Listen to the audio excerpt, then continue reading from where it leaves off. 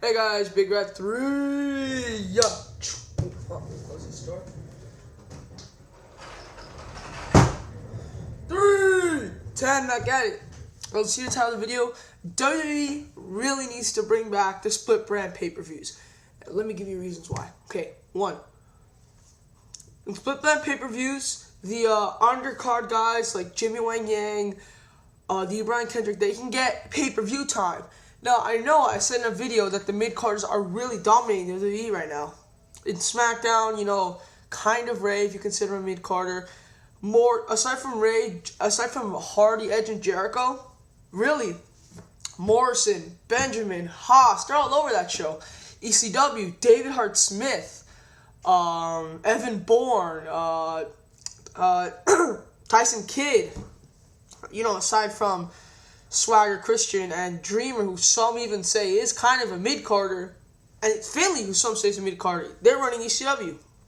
And Raw, come on! Aside from the 4 guys who've been fighting the past few months, Cena, Show, Batista, and Orton, come on, we got MVP, who's been on Raw a lot, Kofi Kingston, who's been on Raw a lot, Matt Hardy, who's getting a lot of Raw airtime, D. Brian Kendrick, the Colognes, even fucking William Regal is getting more Raw time. Mr. Kennedy is getting more Raw time. Legacy, who I don't even consider mid-carders, are getting Raw time. So the mid-carders really running WWE. But on the pay-per-views, they are definitely not. Morrison versus Shelton Benjamin is the only. I wanted that match to happen, but I didn't expect it to, because WWE doesn't usually put mid-card feuds like that on pay-per-view. They never have, and it's a shame because they could put on good matches, as we saw with Morrison and Benjamin, which was a good match. So the mid-carders will get much more time if they have split-branded pay-per-views. I remember when they had all SmackDown pay-per-views. That's what made Paul London a star. Paul London got to shine on his on the SmackDown pay-per-views in 2004, and then in 2005, that's what gave him his Cruiserweight title. I really saw a lot of Paul London in the pay-per-views. Even with him and D. Brian Kendrick on pay-per-view, I saw a lot of them work together. Even fucking Unforgiven, which was one of the worst pay-per-views of all time from WWE, possibly the worst in 2007. Well, Hard Justice was the worst pay-per-view in 2007. This was the worst WWE pay-per-view in 2007. That was the best match on the card, in my opinion. I think his match, Brian Kendrick and Paul London versus Cade and Murdoch, was the best match. As maybe Punk and Burke, but when I saw the pay-per-view live, I missed that match.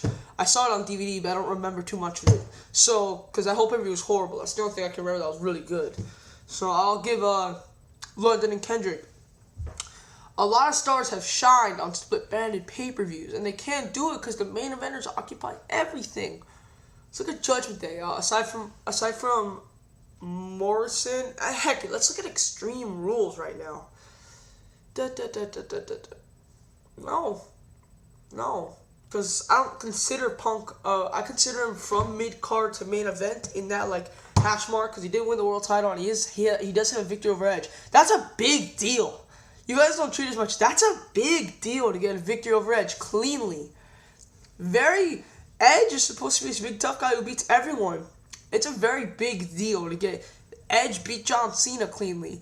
Oh, I'm not talking about Backlash. I'm talking like, in the past. And John Cena is the biggest star WWE has. So you can basically say that CM Punk could be good enough to beat John Cena. Edge is not I don't see Edge losing cleanly a lot. I mean, I don't. So really, that's a pretty big deal. Umaga, I don't consider him a mid-carder because he's the only guy SmackDown has as a monster. Kane, where the fuck is Kane? I haven't seen Kane in weeks. But Umaga is now their only monster, and he has to be a main eventer. When you're the only monster, you have to be a main eventer on the show. So really, already I'm seeing no fucking mid-card, and no, don't say Santino Marella, on Extreme Rules. With split-branded pay-per-views, they can shine on those pay-per-views. Second, personally, I believe Raw will get better with split-branded pay-per-views. I think Raw, when we thought WWE had little effort, now they have even less. Raw only has to hype up 2 or 3 matches, so they don't fuck Raw. They have to put very crappy shows. Whereas if they're split branded pay-per-views, Raw has to promote an entire fucking show, 7 different matches. They have to completely devote that Raw to those shows and maybe cut the crappy segments out of there. Because they have to fulfill that show. I personally think split brand pay-per-views are much needed for Raw. Much needed. For Monday Night Raw. Okay. Third, when a Raw pay-per-view comes up, we don't see these guys every month. Like we didn't see they'll get more build, which I loved back then. Here, let me tell you what I'm talking about. Let's say Raw had a pay-per-view in Vengeance, and they didn't have another one till Unforgiven. No, there's SummerSlam in between. That doesn't count. Okay, how about this? Backlash and Vengeance. I'm talking like a long time ago. 2004, 2005. Forget Extreme Rules. Backlash and Vengeance. 2 Raw pay-per-views. Sometimes a feud would start at Backlash and it would extend into Vengeance, making the feud much hyped. Whereas now it's Backlash and Judgment Day, and the feud starts here and poof. Not much more can go. Feuds can be elongated. I'll give you a good example. Triple H Batista. I guarantee that couldn't have happened if Triple H Batista fought at Backlash and Judgment Day. It would not have worked together. Vengeance. It would not have worked together at all. In my opinion, it was better that they didn't have to fight at Judgment Day, because it seemed like a little too much. I thought they already fought at WrestleMania, so you can do Mania, then Backlash, then I want to sell Judgment Day. No, that doesn't work. So, really, we want those split branded pay-per-views to come back. Also, people always tell me the best years of WWE in the new generation. Oh my God, don't criticize me. This is in the 2000th century, after the Attitude Era, from 2002 on. They tell me the best years were from 03 to 05. And I'm like, yeah, I agree. And they go, well, what happened? Well, I'll tell you what happened. The split branded pay-per-views went away. That's what fucking happened. 2006, I think, is a little underrated. People say it's like the worst year ever. Are you kidding me? It's like people saying, like I said, people saying that WrestleMania 25 was one of the worst ever. You don't know how many WrestleManias have fucking sucked. 1 was actually, in my opinion, a little bad. 2 was horrible. 4 wasn't good. 5 was not good. 6 was not good, except for that main event. 7 was okay. 8 was good. 9 fucking sucked. 10 was very good. 11 sucked. 12 was horrible. WrestleMania 13 was a fucking piece of shit. So Monoxide is telling me WrestleMania 25 is the worst ever. He is so fucking off. I know we have opinions and everything, but people think that WrestleMania 13 and 12 were amazing. No. Aside from one match on each card, we all know which ones they were. Both shows were atrocious. Atrocious.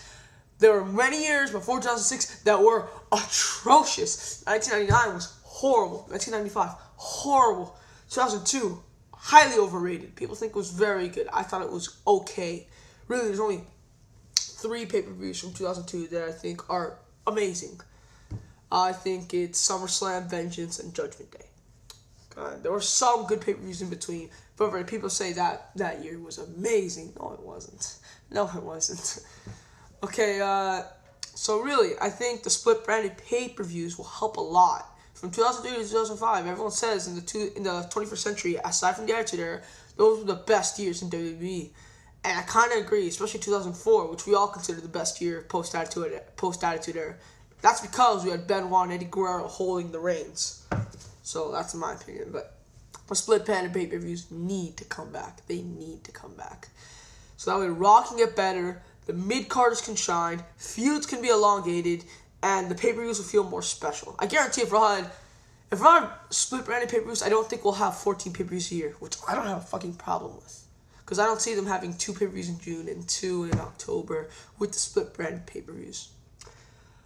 Okay, I think that is it. I spent last night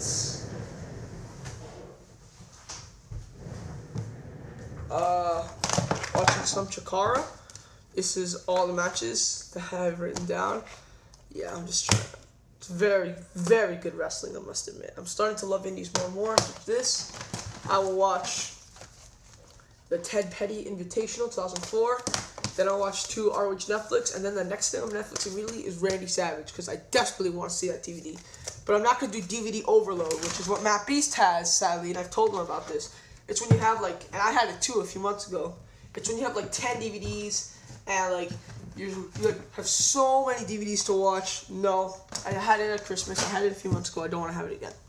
Okay, that's it. I'm Big Rat 310, and I'm out. Peace.